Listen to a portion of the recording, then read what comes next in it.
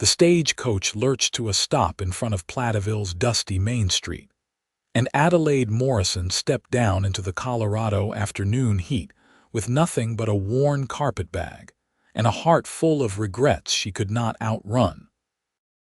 The driver barely glanced at her as he tossed down her single piece of luggage, already eager to continue his route toward Denver. Adelaide caught the bag before it hit the ground, her gloved hands trembling slightly as she surveyed the town that would either become her salvation or just another place she would eventually have to flee. The year was 1878, and she had already lived more shameful years than most women twice her 22 summers. Platteville was smaller than she had imagined from the advertisement she had answered. A single main street stretched before her, lined with weathered storefronts that had seen better days. The general store stood beside a saloon, and beyond that she could make out what appeared to be a church with a modest steeple reaching toward the endless blue sky. Mountains rose in the distance like silent judges, their peaks still dotted with snow despite the June warmth. Adelaide smoothed down her traveling dress, aware of how the dust had settled into every crease during the long journey from Kansas. She had left behind more than just a town when she fled 3 weeks ago.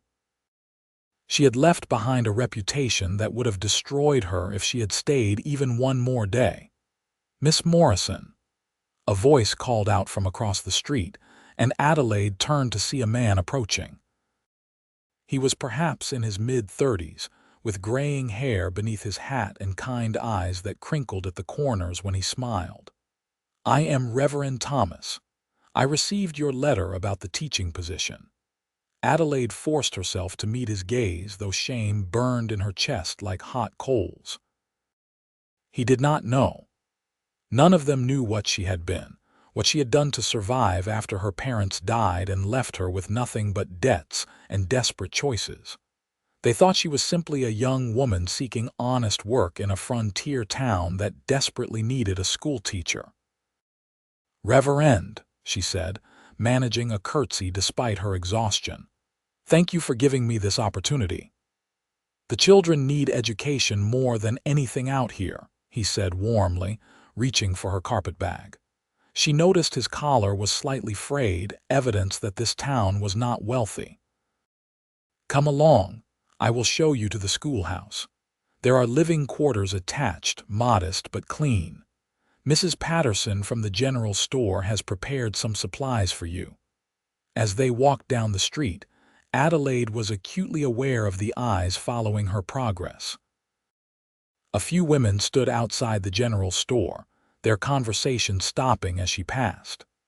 2 cowboys leaned against the saloon's hitching post, one of them tipping his hat with a slow grin that made her stomach turn. She had seen that look too many times before, in too many towns, on too many men who thought they knew what kind of woman she was. But then she caught sight of another man, and her breath caught unexpectedly. He stood beside a wagon near the livery stable, loading supplies with efficient, practiced movements. He was tall and broad-shouldered, wearing a simple work shirt that stretched across his back as he lifted a heavy sack of grain. His hat was pushed back on his head, revealing dark hair that curled slightly at his temples. Even from a distance, Adelaide could see the strength in his frame, the kind of strength that came from years of hard work rather than violence. He turned slightly, and she glimpsed his profile. A strong jaw covered with several days' worth of beard, a straight nose and eyes that seemed focused entirely on his task. There was something different about him, something that made her heart skip in a way she had almost forgotten was possible. "That is Carter Vance," Reverend Thomas said, noticing her gaze. His voice held genuine warmth. "He owns a ranch about 5 miles outside of town. Good man, one of the best we have here. Lost his wife in childbirth 3 years ago along with the baby. Keeps to himself mostly, but he is always first to help when someone is in need." Adelaide looked away quickly, heat rising to her cheeks. She had no business noticing any man, especially not a good one. Good men deserved good women, and she was far from that, no matter how she tried to rebuild her life. The schoolhouse was indeed modest, a single room with rough-hewn benches and a desk at the front. The attached living quarters consisted of a small bedroom, a kitchen area with a cast-iron stove, and a table with 2 chairs. It was sparse, but it was clean and it was hers, at least for now. "Classes begin Monday," Reverend Thomas said, setting her bag down carefully. "We have about 15 children, ranging from age 5 to 14. Most cannot attend regularly because they are needed on their families' farms and ranches, but they come when they can. Their parents want them to learn reading and arithmetic at the very least." "I will do my best," Adelaide promised, and she meant it. Teaching was honest work, respectable work. It was a chance to be someone different than the woman she had been forced to become. After the Reverend left, Adelaide unpacked her meager belongings. 2 dresses, one serviceable and one slightly better for Sundays. A nightgown. A few undergarments. A hairbrush with a cracked handle. And hidden at the bottom, wrapped carefully in a piece of cloth, was a photograph of her parents taken before the fever claimed them both. She had been 17 then, newly orphaned and terrified, with no family to turn to and no money to her name. The choices she had made after that still haunted her dreams. Adelaide placed the photograph on the small table beside her bed and turned away, blinking back tears that would solve nothing. This was her chance to start fresh, to become the woman her parents had raised her to be. She would not waste it. Saturday passed in a blur of preparation. Adelaide scrubbed the schoolhouse floor until her hands were raw, organized the few books she found in a dusty cupboard, and prepared her lessons for the coming week. She ventured to the general store only once, to purchase a few necessities with the small advance the town council had provided for her position. Mrs. Patterson was a plump woman in her 50s with shrewd eyes that took in every detail of Adelaide's appearance. "Teacher, are you?" she said, wrapping Adelaide's purchases in brown paper. "We have needed one for quite some time. Last teacher left to get married, moved to California with her husband." "I hope to serve the community well," Adelaide said quietly. Mrs. Patterson's gaze lingered on Adelaide's face, and for a terrible moment, Adelaide wondered if somehow this woman could see through her carefully constructed respectability to the shameful truth beneath. But then, Mrs. Patterson simply handed over the package. "Sunday services start at 10 o'clock sharp. Reverend Thomas will expect you there." Adelaide nodded and hurried out, clutching her purchases close. Sunday morning arrived with brilliant sunshine and Adelaide's first real test. She dressed in her better dress, a dark blue cotton that was plain but well made, and pinned her auburn hair into a modest bun. When she looked at herself in the small mirror she had hung on the wall, she saw a respectable schoolteacher looking back. If only that woman was real, and not just a desperate performance. The church was already half full when she arrived. She slipped into a back pew, hoping to go unnoticed, but Reverend Thomas spotted her immediately and gestured for her to move forward. Reluctantly, Adelaide made her way to a pew near the front, aware of every eye following her progress. She had just settled into her seat when someone slid into the pew beside her. Adelaide glanced over and her heart stuttered. It was Carter Vance, the rancher she had noticed her first day in town. Up close, he was even more striking than she had realized. His eyes were a deep brown, almost the color of the rich earth after rain, and there were lines at the corners that spoke of long days under the sun. He had shaved and wore a clean shirt, though his hands showed the calluses and scars of hard work. "Miss Morrison," he said quietly, his voice a low rumble that seemed to vibrate through her. "Carter Vance, welcome to Platteville." "Thank you," Adelaide managed, her throat suddenly dry. She folded her hands in her lap to keep them from shaking. "My sister's children will be in your class," he continued, his gaze direct but not unkind. "Jenny and Michael. Good kids, but Michael can be a handful when he puts his mind to it." Before Adelaide could respond, the service began. She tried to focus on Reverend Thomas's sermon about redemption and second chances, but she was intensely aware of Carter Vance beside her. He sang the hymns in a pleasant baritone, his voice steady and sure. When they knelt to pray, she caught the scent of soap and leather, clean and masculine. Adelaide bowed her head and prayed more fervently than she had in years. She prayed for forgiveness for the things she had done, for the strength to leave her past behind, and for the courage to build a new life in this small Colorado town.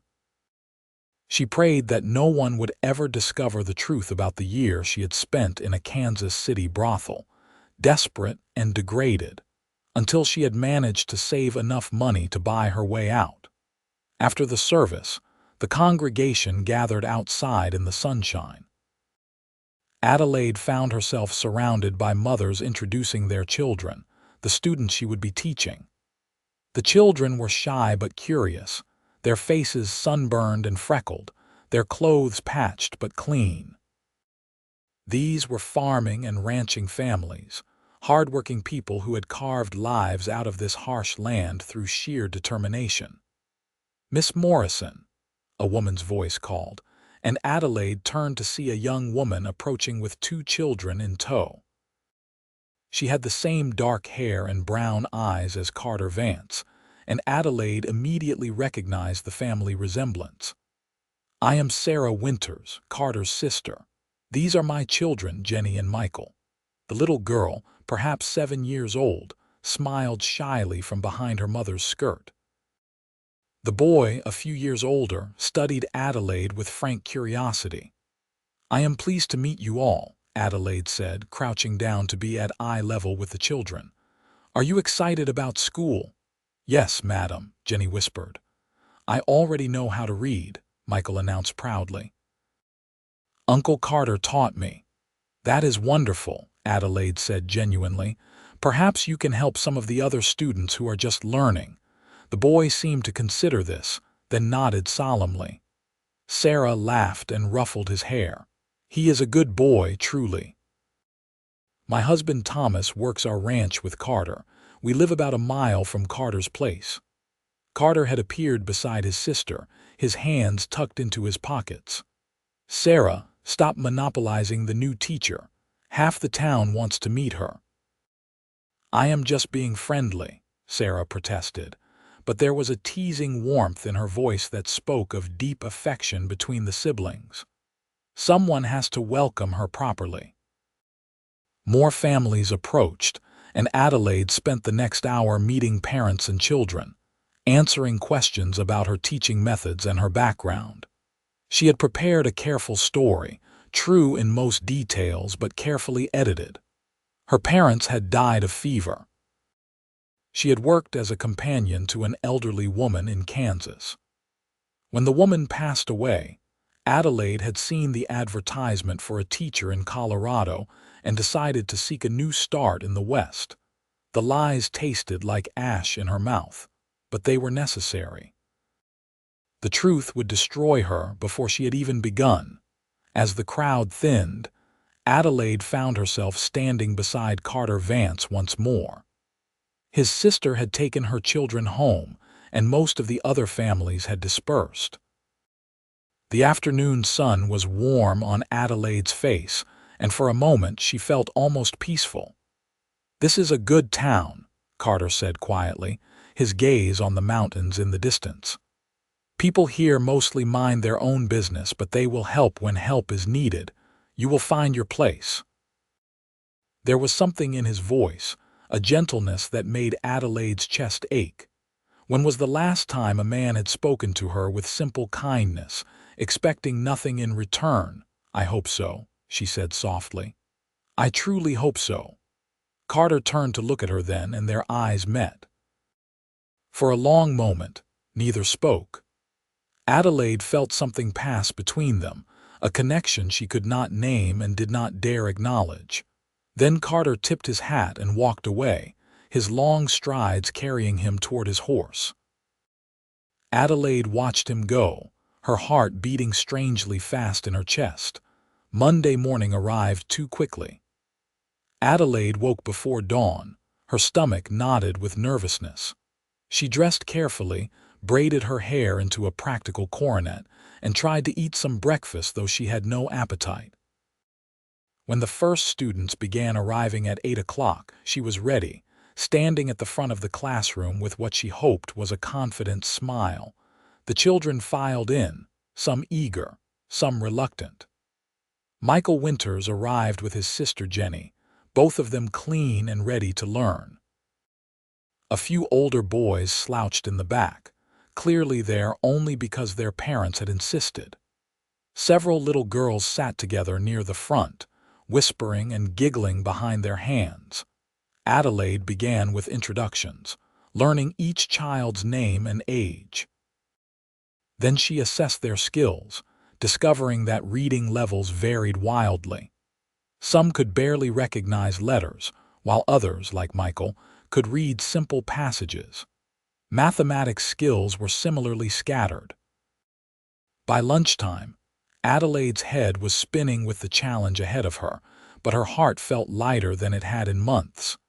This was real work, meaningful work. These children needed her, and she would not fail them. The days fell into a rhythm. Adelaide taught from 8 until 3, preparing lessons in the evening and on Saturdays. The children began to warm to her, especially the younger ones who responded to her patient encouragement. Even the reluctant older boys started participating when Adelaide introduced practical mathematics problems related to farming and ranching. 2 weeks passed, then 3. Adelaide began to feel a cautious hope that maybe, just maybe, she could make a life here. She attended church on Sundays, exchanged pleasantries with the other townspeople, and slowly started to feel less like an outsider. And every Sunday, Carter Vance sat beside her in church. It became an unspoken arrangement. Adelaide would arrive and find him already there, or he would arrive after her and take the seat at her side.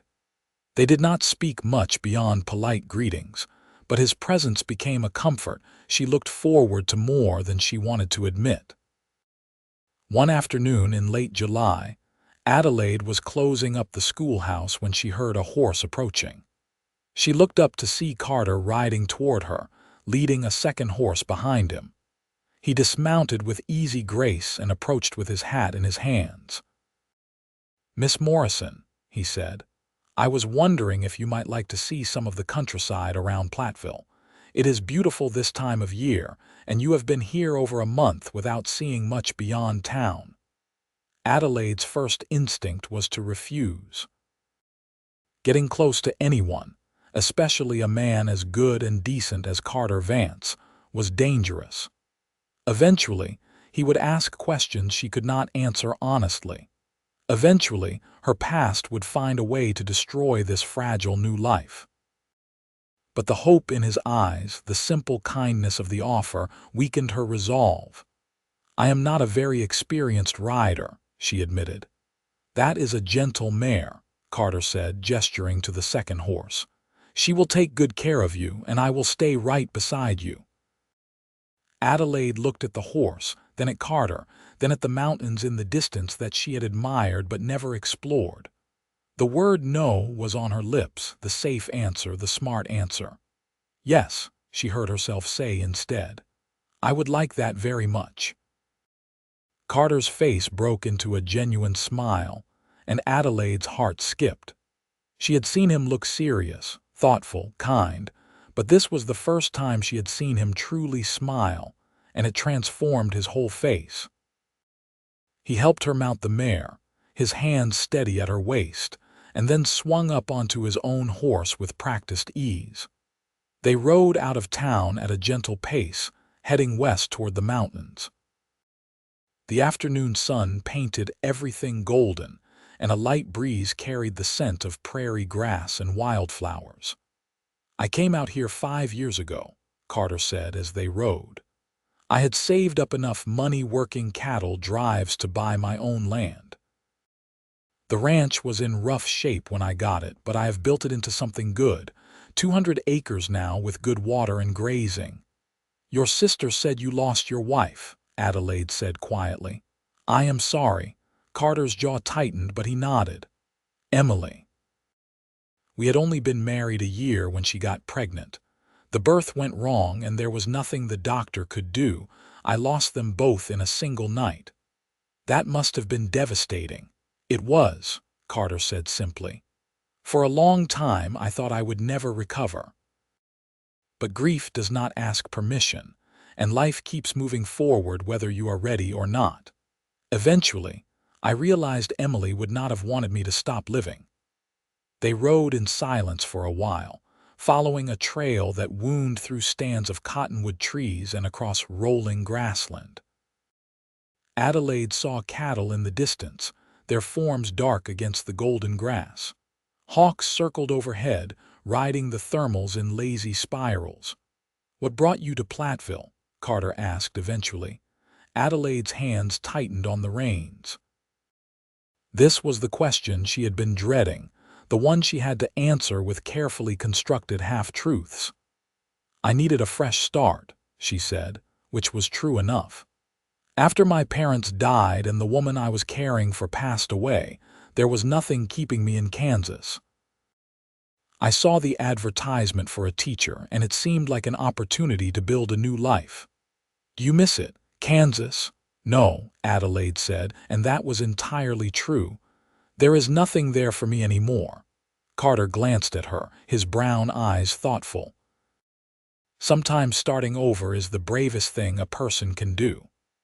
They reached a rise that overlooked a small valley. A creek wound through the bottom, lined with willows that shimmered silver green in the breeze. The mountains rose beyond, majestic and eternal.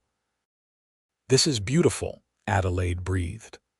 "This is my favorite spot on the ranch," Carter said. "Sometimes I come here just to think, to remember why I work so hard. The land is not easy, but it is honest. It gives back what you put into it, no more and no less." He dismounted and helped Adelaide down. They stood together on the rise, looking out over the valley. Adelaide was intensely aware of how close he was, how tall he seemed standing beside her. Her heart was beating too fast, and she could not quite catch her breath. "Adelaide," Carter said softly, and it was the first time he had used her given name. The sound of it in his deep voice made something flutter in her chest. "I know we have not known each other long, but I find myself thinking about you more than I probably should. You are different from other women I have met. There is a sadness in your eyes sometimes, like you are carrying a weight you will not share, but there is also strength and kindness." Adelaide's throat tightened. She wanted to step away to protect him from the truth about her, but she could not seem to move. "I am not who you think I am," she whispered. "Then tell me who you are," he said, turning to face her fully. "Tell me your story, Adelaide, not the polite version you tell the townspeople. The real story." Adelaide looked up at him, her eyes burning with unshed tears. How could she tell him? How could she speak aloud the shameful truth that would destroy everything? "I cannot," she said, her voice breaking.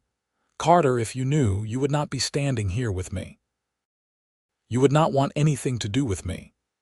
Instead of stepping back in disgust or demanding answers, Carter reached out and gently took her hand. His palm was warm and calloused against hers. "Everyone has a past, Adelaide. Everyone has things they regret or wish they could change. That does not determine who you are today or who you will be tomorrow." "My past is worse than you can imagine," Adelaide said desperately. "I have done things, been things that no decent woman would ever be." "Were you a thief?" Carter asked quietly. "No, A murderer? Of course not. Did you willingly hurt innocent people? No. But then I do not care, Carter said firmly. Adelaide, I have spent the last 3 years alone, telling myself I would never let anyone close again because the pain of losing Emily was too much to bear. But then you arrived in Platteville and something changed.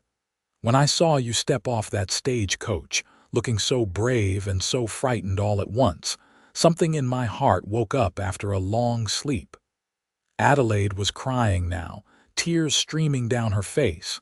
You do not understand what you are saying. If people knew, if the town found out, they would run me out. The children's parents would never let me teach. I would lose everything. Then they do not have to know, Carter said. Your past is your own business, Adelaide. What matters to me is who you are right now, standing here in front of me. What matters is the future we could have together, if you are brave enough to take that chance. I am a coward, Adelaide sobbed. I ran away from Kansas because I was afraid of what would happen if anyone found out the truth. Carter pulled her into his arms then, holding her gently as she cried. He smelled like sunshine and leather and something uniquely him. His chest was solid against her cheek, and she could hear his heart beating steady and strong. Running away from something that would destroy you is not cowardice, he said softly. That is survival.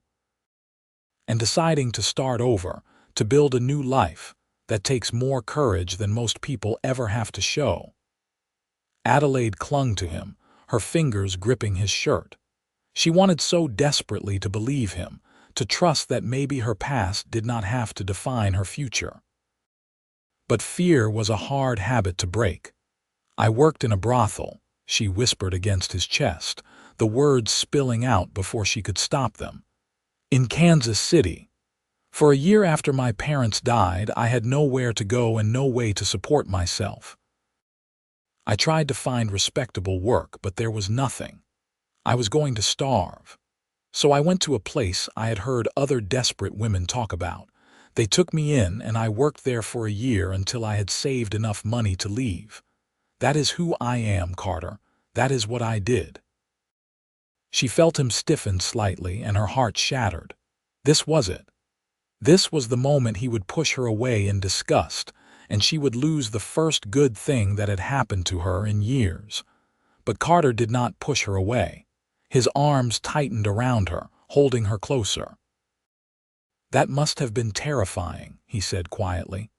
Being so young and so alone with no good choices left to you, I am sorry you had to go through that. Adelaide pulled back to look up at him, certain she must have misheard. You are sorry. Carter, did you hear what I just said? I was a prostitute. I sold myself to survive. I heard you, Carter said, his brown eyes meeting hers without flinching. I heard that you were a desperate, frightened young woman who did what she had to do to stay alive. I heard that you saved every penny you could until you had enough to leave that life behind. And I heard that you came out here to the middle of nowhere to build an honest life teaching children. That is what I heard, Adelaide, and none of it makes me think less of you. How can you say that? Adelaide asked, almost angry now. How can you stand there and tell me it does not matter? You are a good man, Carter. You deserve a good woman, not someone like me. You are a good woman, Carter said firmly. You made the best choice you could in an impossible situation, and then you had the strength to leave when you were able. That is not shameful, Adelaide. That is admirable. The town would not see it that way, Adelaide said bitterly. If anyone found out, they would drive me out with torches and pitchforks. The children would be forbidden from attending my classes. I would be ruined all over again. Then we will make sure no one finds out, Carter said. Your past is not their business. What matters is who you are now and who you want to become. He cupped her face in his hands, his thumbs gently wiping away her tears. His touch was so tender it made her ache. Adelaide Morrison, he said softly, I am not a man who speaks carelessly. When I say something, I mean it. So hear me now and believe me. The only thing that matters is our future together." Adelaide's breath caught. "Our future. If you will have me," Carter said. "I know it is soon, and I know you have every reason to be cautious." "But I am a rancher, Adelaide, and ranchers learn to recognize good land when they see it. They learn to know when something is worth fighting for. You are worth fighting for. This, what we could have together, that is worth fighting for."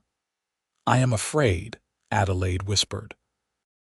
"I am so afraid of being happy because I do not think I deserve it." "Everyone deserves happiness," Carter said. "Especially people who have suffered and survived.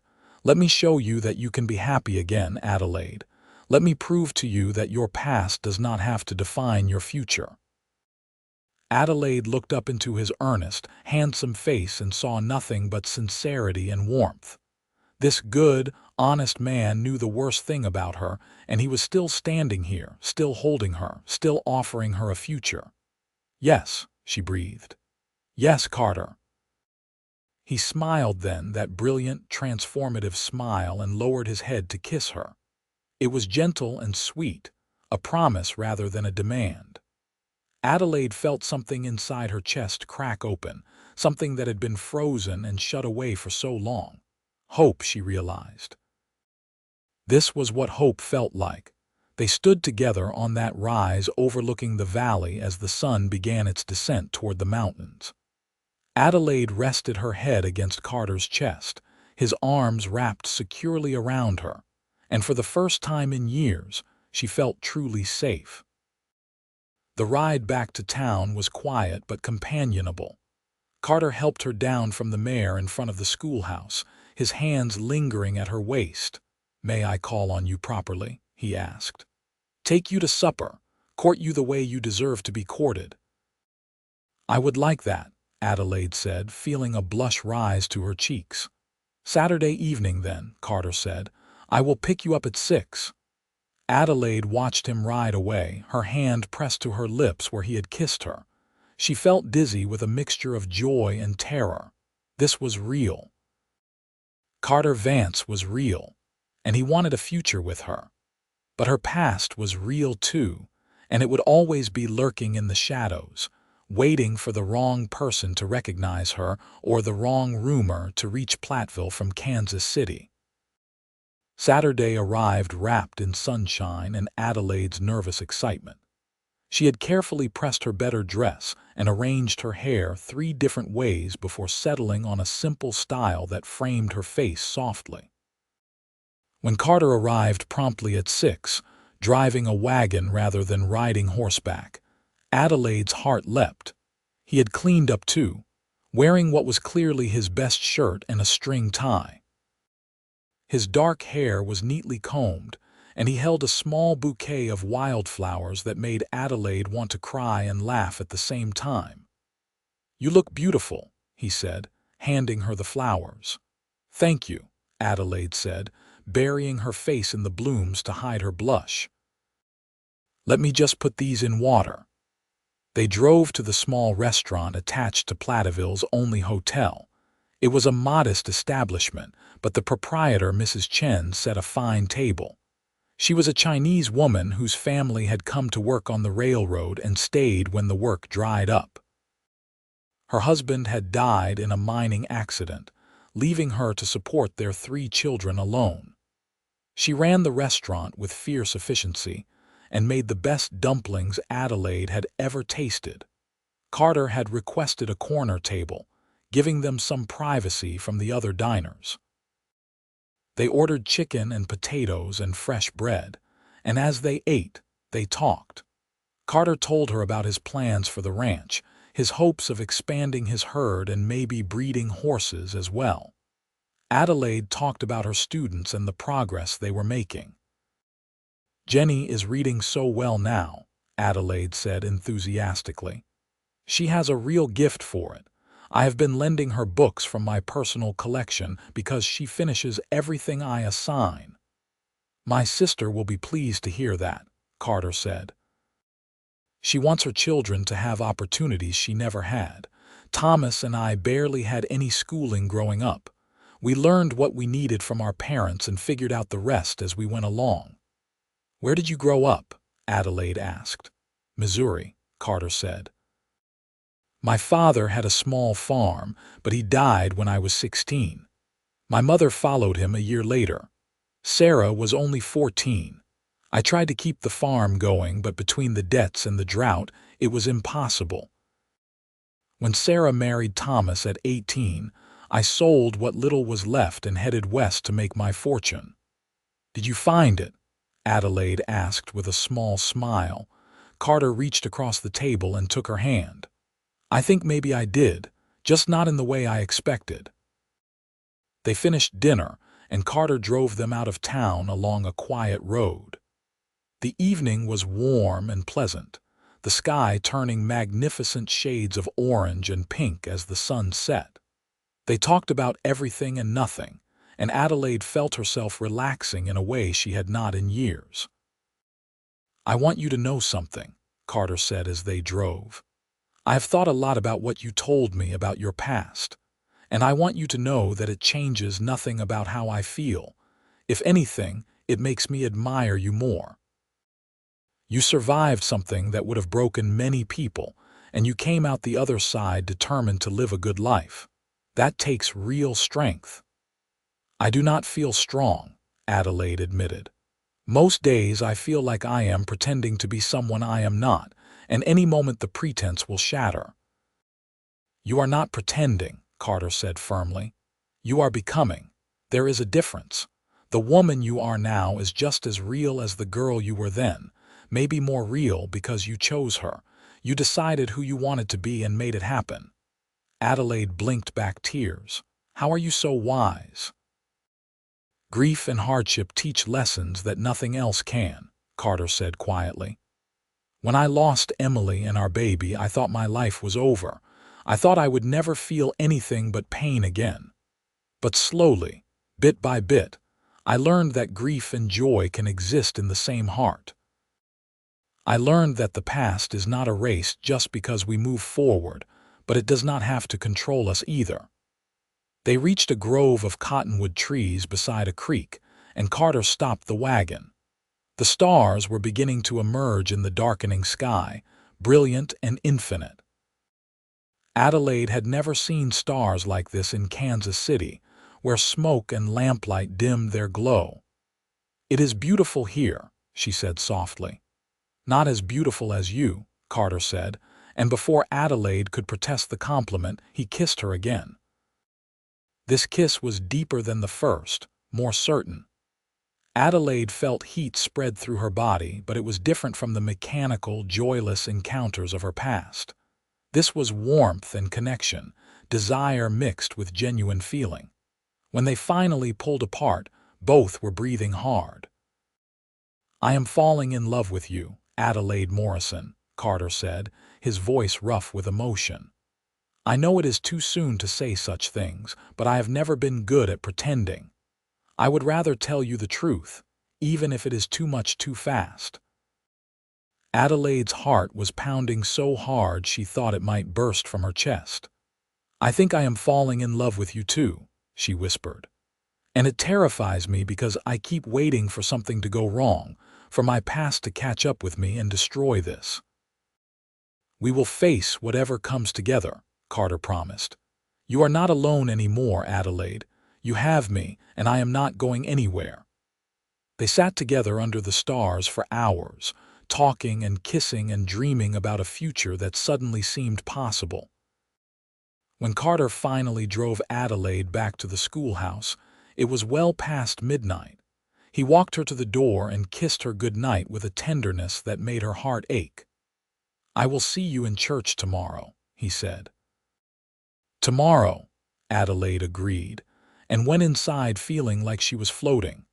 The weeks that followed were the happiest of Adelaide's life. Carter courted her properly, taking her on drives and picnics, sitting beside her in church and visiting the schoolhouse after classes ended. The town began to notice, of course. Small towns always notice such things, but the reaction was mostly positive. About time Carter found someone. Sarah told Adelaide one Sunday after church. "He has been alone too long, and you are good for him. I have not seen him smile this much in years." Mrs. Patterson was more cautious.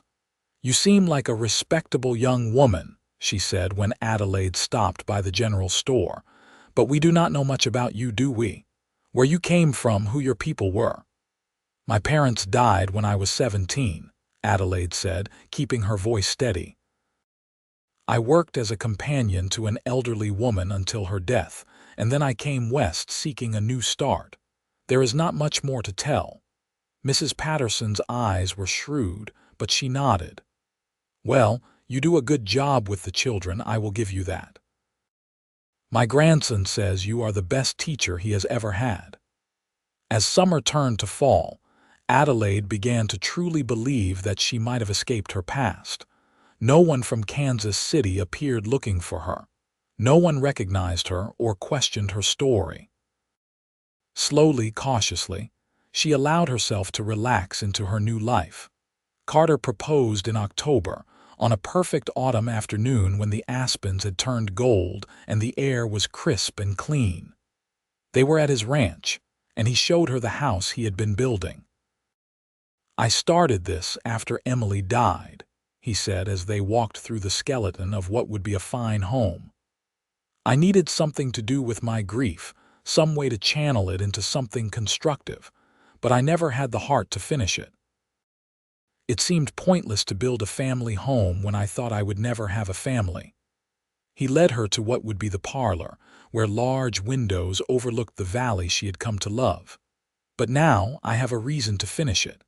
Adelaide, I want to build this house for us. I want to fill it with children and laughter and love. I want to wake up beside you every morning and fall asleep holding you every night. Will you marry me?" Adelaide's eyes filled with tears.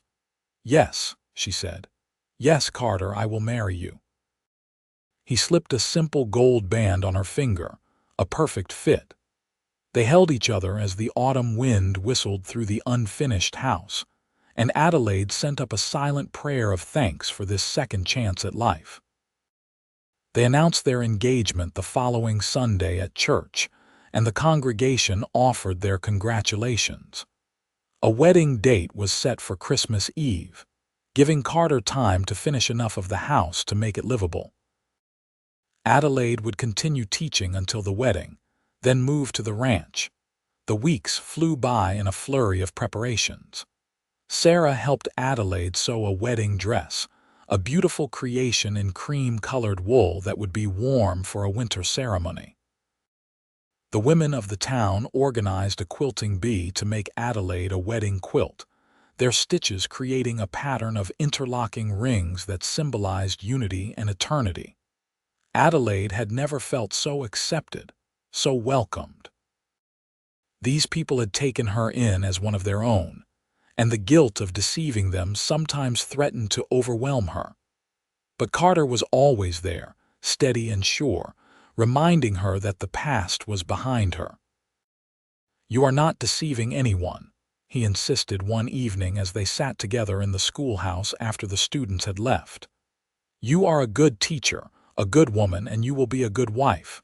That is not a lie, Adelaide. That is the truth." December arrived with the first real snow, transforming Platteville into a winter wonderland.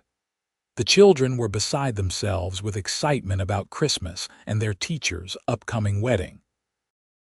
Adelaide found herself caught up in their enthusiasm, allowing herself to feel genuine joy for the first time in years. 2 weeks before the wedding, disaster struck. Adelaide was in the general store, purchasing ribbon for her wedding dress, when a stranger walked in. He was a rough-looking man in dusty traveling clothes, with a face weathered by hard living. Adelaide paid him little attention until she heard him speaking to Mrs. Patterson. "Looking for a woman," he was saying. "Red hair, green eyes, probably going by a different name. She worked at a house in Kansas City, ran off with some money that did not belong to her." Adelaide's blood turned to ice. The ribbon fell from her nerveless fingers. "What makes you think she came here?" Mrs. Patterson asked, her tone suspicious. Been tracking her across Kansas and Colorado, the man said. Lost her trail in Denver, but someone thought they saw her get on a stage heading this way. She is a thief and a whore, and the man she stole from wants his money back. We do not have anyone like that here, Mrs. Patterson said firmly. This is a respectable town. The stranger's eyes swept the store, and for a terrible moment his gaze landed on Adelaide. She forced herself to remain still, to keep her expression neutral, though her heart was hammering so hard she could barely breathe. Maybe I will stick around a few days, the stranger said. Ask some questions. Could be she changed her appearance or is hiding out. Adelaide fled the store, leaving her purchases behind. She ran all the way to the schoolhouse and locked the door behind her, her whole body shaking. This could not be happening. Not now, not when she was so close to having everything she had ever wanted. The story the stranger had told was a lie. Adelaide had never stolen anything from the brothel, but she recognized the tactic. The madam who ran the house sometimes sent men after girls who left, claiming they owed money or had stolen something. It was a way to force them back, to keep them trapped in that life. Adelaide paced her small quarters trying to think. She could run again, but where would she go? And running would mean leaving Carter, leaving the life she had built, leaving everything. There was a knock at the door, and Adelaide nearly jumped out of her skin. Adelaide, it is me, Carter's voice called. She opened the door with shaking hands. Carter took one look at her face and stepped inside, closing the door behind him. What happened? There is a man, Adelaide said, her voice breaking. A man from Kansas City. He is looking for me. He told Mrs. Patterson I am a thief, that I stole money. It is a lie, Carter. I swear I never stole anything, but that does not matter. If he identifies me, if he tells everyone what I was, it is over. Everything is over. Carter's jaw tightened. Where is this man now? I do not know. Probably at the saloon or the hotel. Stay here, Carter said. Lock the door and do not open it for anyone but me. I will handle this. Carter, what are you going to do? Adelaide asked fearfully. Whatever I have to, he said grimly, and left before she could stop him. Adelaide spent the next 2 hours in an agony of suspense. She tried to pray, but the words would not come. She tried to pack, thinking she should be ready to run if necessary, but her hands were shaking too badly. Finally, she simply sat at her small table and waited, tears streaming down her face. When the knock came again, she was almost too frightened to answer. But then she heard Carter's voice, gentle and steady, and she threw open the door. Carter stepped inside, his expression grim but satisfied. He is gone, headed back to Kansas on the morning stage. What did you do? Adelaide whispered. I explained to him that the woman he was looking for had never been in Platteville, Carter said, and that if he knew what was good for him, he would leave town and never come back. He will not just take your word for it, Adelaide said desperately. He saw me in the store. What if he recognized me? He did not, Carter said with certainty. I made sure of that. Something in his tone made Adelaide look at him more closely. His knuckles were scraped and bruised. Carter, what did you do? I convinced him, Carter said simply. The details do not matter. What matters is that he is gone and he will not be back. You are safe, Adelaide. Adelaide threw her arms around him, sobbing with relief and residual terror. Carter held her tightly, one hand stroking her hair. I will not let anyone hurt you, he said fiercely. I will not let anyone take you away from me. I do not care what I have to do. You are mine, Adelaide, and I protect what is mine. What if more people come looking? Adelaide asked. What if the madam sends others? Then I will deal with them too, Carter said. And eventually they will give up. You are not worth the trouble to them, not really. They are just trying to frighten you back. It is working, Adelaide admitted. I am terrified. "I know," Carter said gently, "but you do not have to be afraid alone anymore. We will face this together, whatever comes." He tilted her face up to his and kissed her tenderly. "2 weeks," he said. "In 2 weeks you will be my wife. You will have my name and my protection. No one will be able to touch you." "What if they try before then?" Adelaide asked. "Then they will regret it," Carter said, and there was steel in his voice that Adelaide had never heard before. The next 2 weeks were tense. Adelaide jumped at every shadow, terrified that more men would arrive from Kansas City. But as the days passed and no one appeared, she began to cautiously hope that Carter had been right. Maybe they had given up. Maybe she was finally free. The wedding preparations continued. Adelaide finished her dress, practiced her vows, and tried to focus on the joy of what was to come rather than the fear of what might happen. Christmas Eve arrived with fresh snow and clear skies. Adelaide woke in her small room at the schoolhouse for the last time, her wedding dress hanging ready on the wall. Sarah arrived early to help her prepare, bringing Jenny along to assist. "You are going to be the most beautiful bride," Sarah said as she helped Adelaide into the dress. It fit perfectly, the cream wool soft against her skin, with delicate lace at the collar and cuffs that Sarah had tatted herself. Jenny was in charge of Adelaide's hair, braiding it into an elaborate coronet and weaving in small sprigs of evergreen and dried flowers.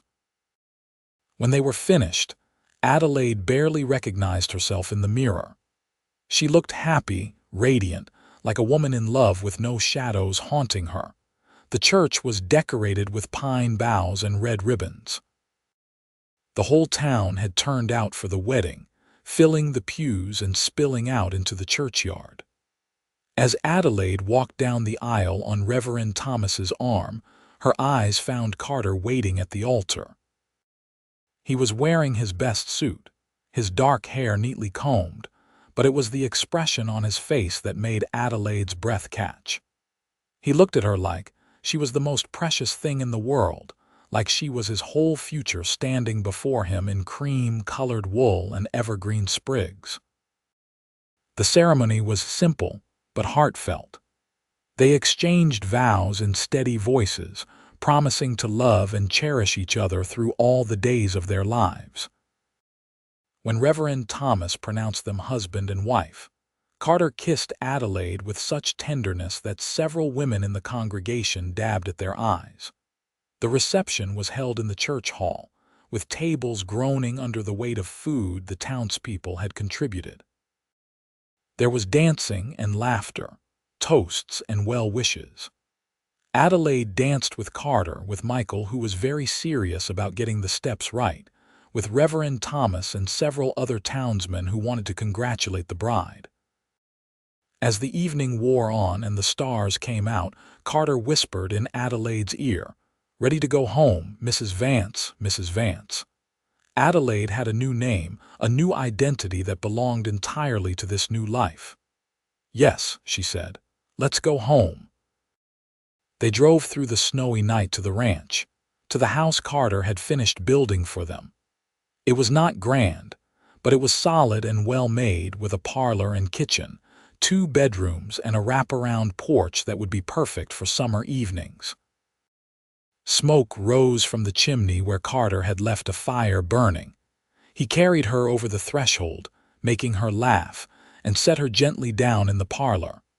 The room was warm and welcoming, furnished simply but comfortably. A Christmas tree stood in the corner, decorated with strings of popcorn and paper stars. "Welcome home," Carter said softly. Adelaide looked around at this house, this life, this future she had never dared to dream of. "I am home," she said wonderingly. "For the first time in so long, I am truly home." Carter pulled her into his arms, and she went willingly, joyfully. When he kissed her, it was with passion but also with reverence, like she was something precious that had to be handled with care. "I love you, Adelaide Vance," he said against her lips. "I love you too," she whispered back, and meant it with every fiber of her being. Their wedding night was everything Adelaide had never known it could be. Carter was patient and gentle, taking his time, making sure she felt safe and cherished. The encounters of her past had been joyless transactions, but this was entirely different. This was love made physical, connection made tangible. When Carter held her afterward, both of them breathless and sated, Adelaide cried tears of release and relief and pure happiness. "What is wrong?" Carter asked, alarmed. "Nothing," Adelaide said, laughing through her tears. "Nothing is wrong. Everything is so right it is overwhelming." He kissed her forehead and pulled the quilts up around them. "Get some sleep, my love. We have the rest of our lives ahead of us." Adelaide drifted off in his arms, feeling safer than she had ever felt before. The winter months passed in quiet contentment. Adelaide settled into her role as a rancher's wife, learning to cook on the big cast-iron stove, to preserve food for the lean months, to mend clothes and manage a household. Carter was patient with her learning curve, never criticizing when meals were burned or shirts were imperfectly mended. "I grew up doing this," he reminded her. "You will learn. And even if you do not, I married you, not for your cooking skills." In February, Adelaide realized she had missed her monthly courses. At first, she thought it was stress or the change in her lifestyle, but when another month passed, she could no longer deny the truth. She was pregnant. She told Carter on a Sunday evening after they returned from church. He had just finished unhitching the wagon when she approached him, nervous but excited. "I have something to tell you," she said. Carter turned, immediately attentive. "What is it?" "I am pregnant," Adelaide said, watching his face carefully. "We are going to have a baby." For a moment, Carter just stared at her. Then his face broke into the biggest smile she had ever seen. He let out a whoop of joy and swept her up in his arms, spinning her around. "Careful," Adelaide protested, laughing. "Put me down before you make me dizzy." Carter set her down but kept his arms around her, his forehead pressed to hers. "A baby," he said wonderingly. "We are going to have a baby." "Are you happy?" Adelaide asked, though the answer was obvious. "Happy," Carter said. "Adelaide, I am beyond happy. I am blessed. I am the most fortunate man alive." But then his expression turned serious. "Are you happy? I know after everything you have been through, this might be frightening." Adelaide placed her hand on her still flat stomach. "I am terrified," she admitted. "But I am also happier than I ever thought possible. We are going to be parents, Carter." He kissed her then, deeply and thoroughly. "We are going to be parents," he agreed, "and we are going to be good ones." The pregnancy was not easy. Adelaide suffered from terrible sickness in the early months, barely able to keep food down. Carter was endlessly patient, holding her hair when she was ill, bringing her dry crackers and ginger tea, never complaining about the extra work he had to take on around the house. Sarah was a godsend, visiting regularly to check on Adelaide and offer advice. "The sickness will pass," she promised. "With both of mine, I was ill for the first 3 months and then felt wonderful after that." She was right. By April, Adelaide's sickness had eased and she began to bloom. Her belly grew round, and she felt the baby move for the first time while helping Carter plant the kitchen garden. She gasped and pressed her hand to her stomach, marveling at the flutter of life inside her. "What is wrong?" Carter asked, immediately concerned. "The baby moved," Adelaide said, her eyes wide with wonder. "Carter, I felt the baby move." He dropped the seed packet he was holding and rushed to her side, placing his hand over hers on her belly. They stood there for several minutes, waiting, and then it happened again, a definite flutter beneath their joined hands. Carter's eyes filled with tears. "That is our baby," he said, his voice rough with emotion. "That is our child." As spring turned to summer, Adelaide had to give up teaching. Her pregnancy was too advanced for her to manage a classroom full of energetic children. The town found a temporary replacement, a young man fresh from back east who was enthusiastic if inexperienced. Adelaide spent her days preparing for the baby's arrival. Sarah helped her sew tiny gowns and blankets. Carter built a cradle, working on it in the evenings by lamplight, sanding every surface until it was smooth as silk. They prepared one of the bedrooms as a nursery, painting the walls a soft yellow that would suit either a boy or a girl. "What do you want?" Adelaide asked Carter one evening as they sat together on the porch, watching the sun set over the mountains. "A boy or a girl, healthy," Carter said immediately. "That is all I want, a healthy baby and a safe delivery for you." Adelaide knew he was thinking of Emily, of the birth that had gone so wrong. "I am going to be fine," she said, taking his hand. "We are both going to be fine." "I know," Carter said, but Adelaide could hear the fear beneath his words. She squeezed his hand and they sat together in silence, watching the stars emerge. The baby came in late September, during the harvest season. Adelaide had been feeling restless all day, unable to settle to any task. That evening, as she and Carter were finishing supper, her water broke. "It is time," she said, trying to keep her voice calm despite the fear that instantly gripped her heart. Carter went pale but nodded. "I will ride for Sarah and the doctor. You get into bed and do not move." "Carter, it will be hours yet," Adelaide protested. "First babies always take a long time." But Carter was already moving, pulling on his coat and heading for the door. "I am not taking any chances. I am getting help now." He rode like the devil himself was chasing him, returning an hour later with Sarah, the doctor, and half the women of Platteville, it seemed. Adelaide's labor was indeed long, lasting through the night and into the next morning. Carter paced the parlor, refusing to leave the house even when the women suggested he would be more comfortable waiting at his sister's place. "I am staying right here," he said firmly. "I am not going anywhere." Finally, as the sun climbed toward noon, a baby's cry rang out. Carter froze, his heart in his throat. A moment later, Sarah emerged from the bedroom, tears streaming down her face. "You have a son," she said, beaming. "A healthy baby boy, and Adelaide is fine. She is tired but fine." Carter pushed past her into the bedroom. Adelaide was propped up against the pillows, her hair damp with sweat, her face exhausted but radiant. In her arms was a tiny bundle wrapped in one of the blankets she had sewn. "Come meet your son," she said softly. Carter approached on shaking legs. Adelaide pulled back the blanket to reveal a tiny face, red and wrinkled and perfect. The baby had dark hair like Carter and was waving one small fist in the air. "He is perfect," Carter whispered, reaching out to touch one tiny hand. The baby's fingers closed around his, gripping with surprising strength. "He is absolutely perfect. We need to name him," Adelaide said. They had discussed names for months, unable to decide.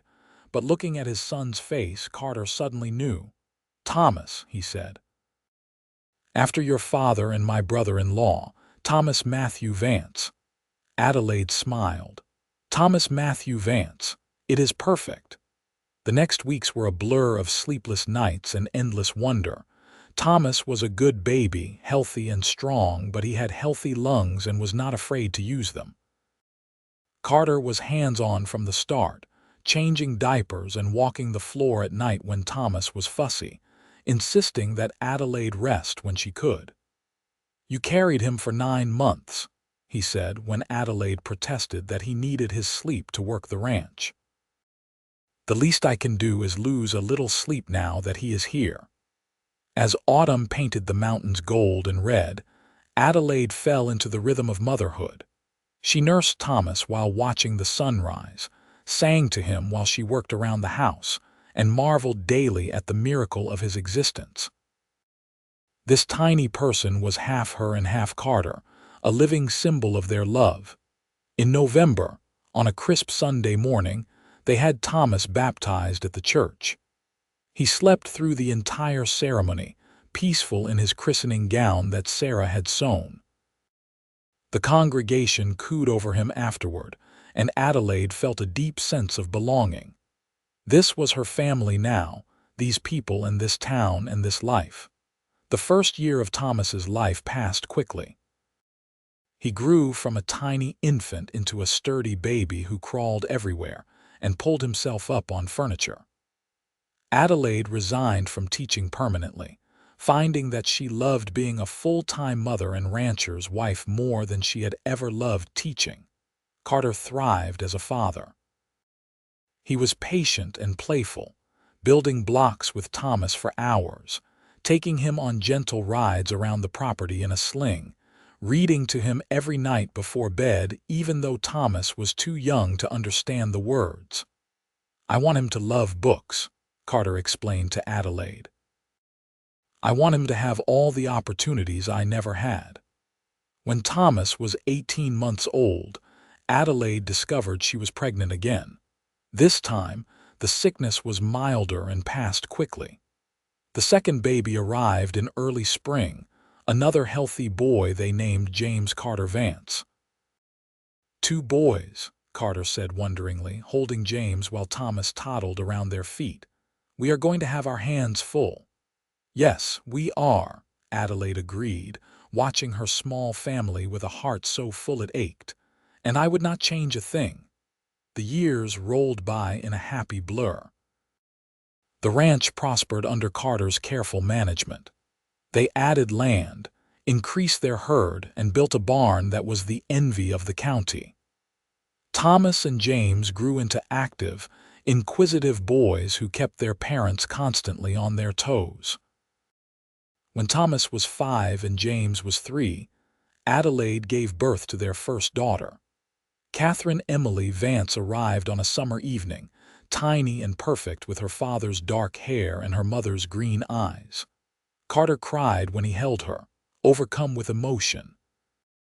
"I never thought I would have a daughter," he said, touching Catherine's soft cheek with one calloused finger. "After Emily died, I thought that chance was gone forever." "Now you have 3 children," Adelaide said softly. "3 beautiful, healthy children. We are blessed, Carter." "We are," he agreed. "More than I ever dreamed possible." Catherine was followed 2 years later by another daughter, Margaret Rose, called Maggie by everyone who knew her. With 4 children, the house was constantly filled with noise and laughter and chaos. Adelaide sometimes looked back at the frightened, ashamed young woman who had arrived in Platteville 12 years ago and could barely recognize her. That woman had been broken, convinced she had no future worth having. But she had been wrong. She had built a beautiful life from the ashes of her past. Occasionally, in quiet moments, Adelaide would think about her time in Kansas City, about the desperation that had driven her to that brothel and the year she had spent there. The memories still hurt, but they no longer defined her. She had survived, and that survival had led her here to this life, to this family. One evening, when Thomas was 10 and already showing signs of becoming as tall as his father, Adelaide and Carter sat on their porch watching the sunset. The children were inside, supposedly getting ready for bed but more likely getting into mischief. "You ever regret it?" Adelaide asked quietly. "Marrying me, knowing my past?" Carter turned to look at her, genuinely surprised. "How could I regret the best decision I ever made?" "Adelaide, you gave me everything. A family, a purpose, a reason to wake up happy every morning. Your past does not factor into that. I just wonder sometimes if your life would have been easier if you had married someone without such baggage," Adelaide admitted. Carter took her hand, his thumb tracing the simple gold band he had placed there 13 years ago. "Everyone has baggage, love. Everyone has things in their past they wish they could change. The difference is what we do with it. You took your pain and turned it into strength." You took your shame and turned it into determination. That is not baggage, Adelaide. That is survival, and it is beautiful." Adelaide leaned her head on his shoulder, watching the sky turn from orange to purple to deep blue. "I love you, Carter Vance. I loved you then, and I love you even more now." "And I love you, Adelaide Vance," Carter said, kissing the top of her head. "The only thing that matters is our future together. I told you that once, a long time ago, and it is still true. It will always be true." As the stars emerged one by one in the vast Colorado sky, Adelaide felt a peace settle over her that went bone deep. Her past was behind her, a part of her story but not the whole of it. Her present was full and joyful, surrounded by the family she and Carter had built together. And her future stretched out before her, bright with possibility. Inside the house, she heard Thomas reading a story to his younger siblings, his voice carrying through the open window. Maggie's giggle rang out, followed by James telling her to be quiet so they could hear. Catherine was probably already asleep, always the first to succumb to bedtime. "We should go check on them," Adelaide said, though she made no move to rise.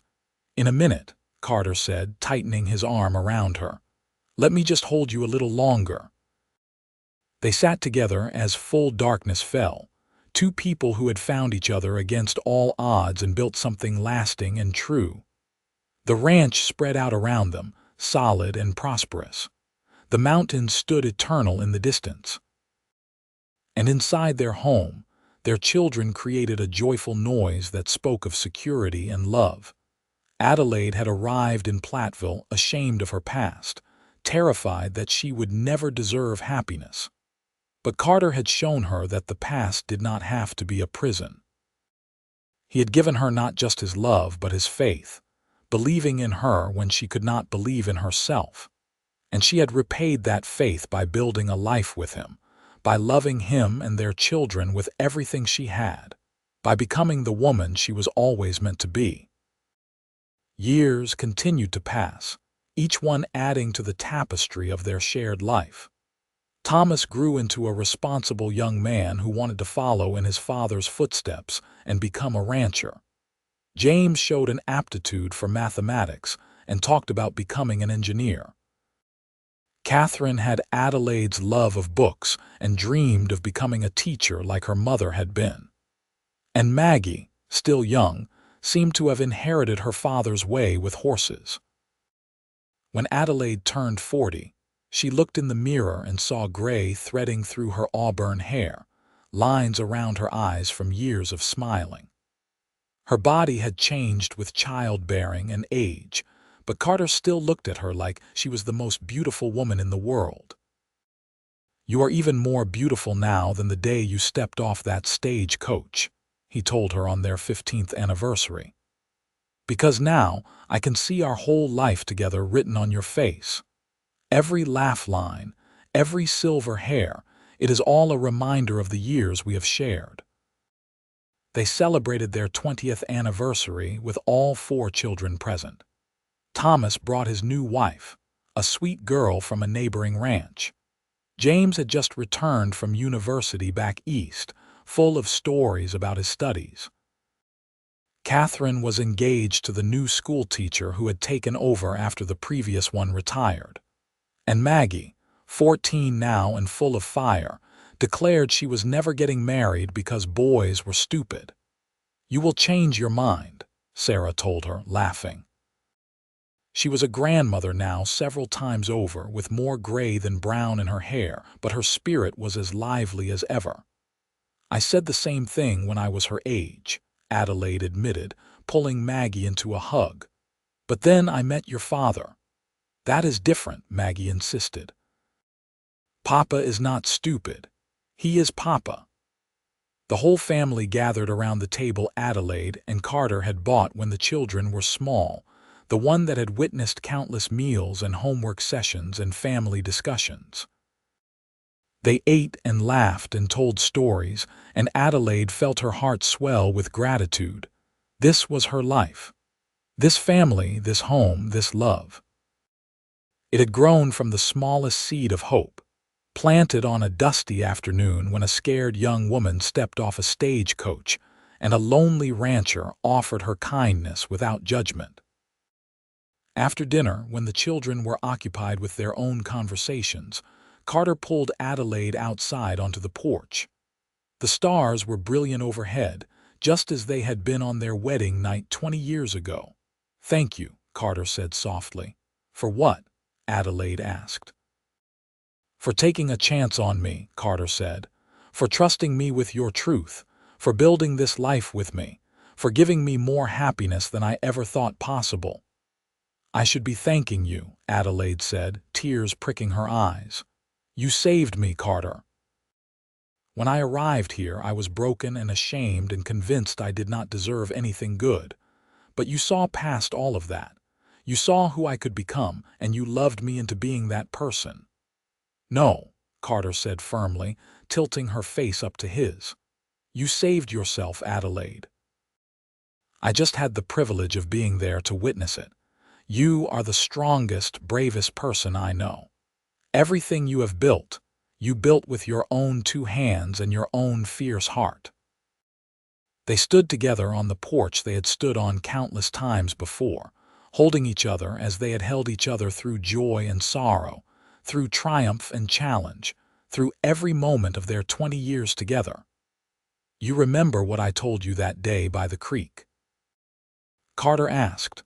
"When you first told me about your past, you said the only thing that matters is our future together," Adelaide whispered. "And I meant it," Carter said. "I meant it then and I mean it now. Your past is part of your story, but it is not the whole story. Look at what we have built together. Look at our children, our life, our love. That is what matters. That is what will always matter." Adelaide kissed him then, pouring 20 years of love and gratitude into that kiss. When they finally pulled apart, both were smiling. "I love you, Carter Vance," Adelaide said, "for now and for always." "And I love you, Adelaide Vance," Carter replied, "for now and for always." They returned inside to their family, to the laughter and warmth and chaos that made their house a home. The years ahead would bring both joys and sorrows, as all lives do. They would celebrate graduations and weddings and the births of grandchildren. They would weather droughts and harsh winters and the inevitable losses that come with time. But through it all, they would face everything together, just as they had from the beginning. Because what Carter had said all those years ago remained true. The past was behind them, unchangeable and forgiven. The present was full and rich with blessings too numerous to count. And their future, their shared future built on love and trust and second chances, stretched out before them bright and beautiful and full of promise.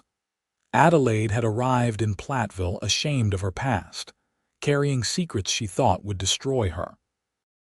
But Carter had shown her that the only thing that truly mattered was their future together. And what a future it had been, what a future it continued to be. As they rejoined their children around the table, Adelaide caught Carter's eye across the room. He smiled at her, that same brilliant smile that had captured her heart so many years ago, and she smiled back. No words were needed. They understood each other completely. 2 souls who had found each other across the distance of pain and built something beautiful from the ashes of their separate pasts. This was redemption. This was grace. This was love in its truest, most enduring form. And it was theirs, now and forever, a testament to the truth that where we come from matters far less than where we are going, and who we choose to walk beside on the journey. The lamplight glowed warm in the windows of their home as night settled over the ranch. Inside, their family continued to laugh and talk and simply be together. And outside, the stars wheeled overhead in their eternal dance, bearing silent witness to a love story that had begun with shame and fear, but had bloomed into something extraordinary. Adelaide Morrison had arrived in Platteville broken and afraid.